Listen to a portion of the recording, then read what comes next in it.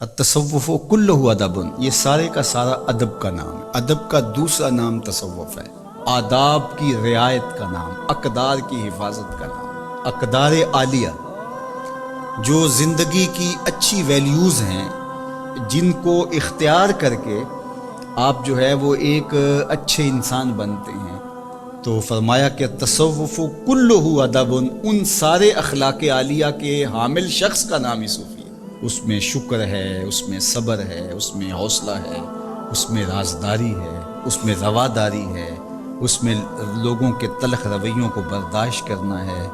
یہ ساری چیزیں مل کر کے ایک شکل بنتی ہے، اور وہ جو خوبصورت شکل میں متشکل ہو کر کے ایک سامنے وجود آتا ہے، اس وجود کو صوفی کہتے ہیں۔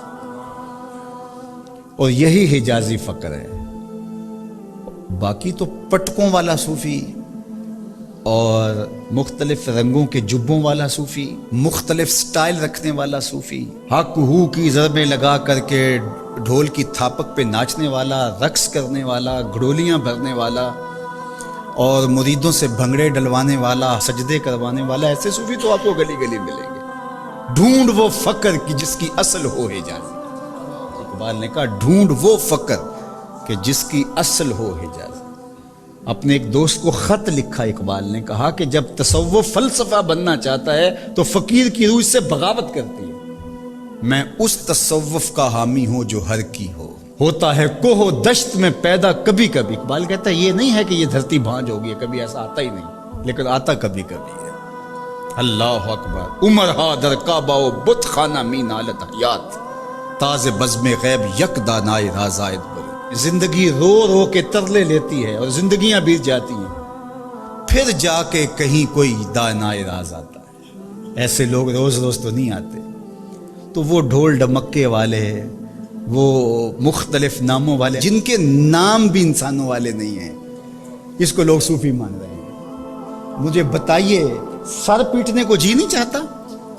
ان کے نام دیکھیے، پھر ان کے رویے، ان کے قریب جا کے دیکھیے۔ 20 سال 25 سال سے نہائے نہیں ہیں، بدبو آ رہی ہے بدن سے، صوفی ہوتا ہے۔ اور صوفی کے تو رویوں سے بھی خوشبو آتی ہے۔ صوفی تو جس گلی سے گزر جائے اس گلی سے بھی خوشبو آتی ہے، اس لیے کہ صوفی عکس جمال محمد عربی ہوتا ہے، حضور کا دیوانہ ہوتا ہے، حضور کا غلام ہوتا ہے۔ تم نے کس کو صوفی سمجھا ہوا ہے؟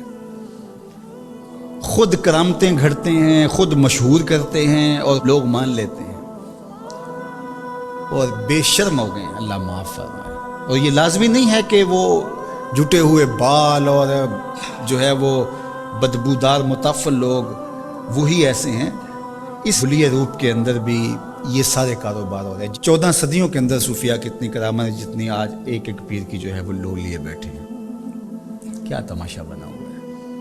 تو صفات، صفائی قلب کا نام ہے، یہ باطن کی صفائی کا نام ہے، یہ اندر کے اجالے کا نام ہے۔ حضرت ابو الحسن علیہ الرحمن فرماتے ہیں لیس التصوف رسوما ولا علوما ولکنہ اخلاق۔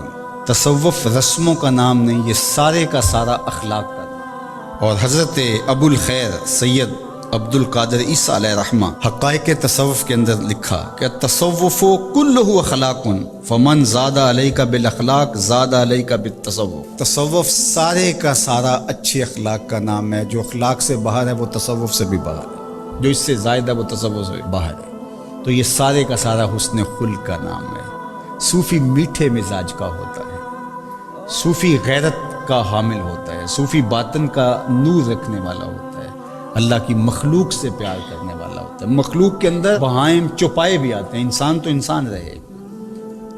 صوفی لوگوں کے لیے نرم اور گداز دل رکھتا ہے۔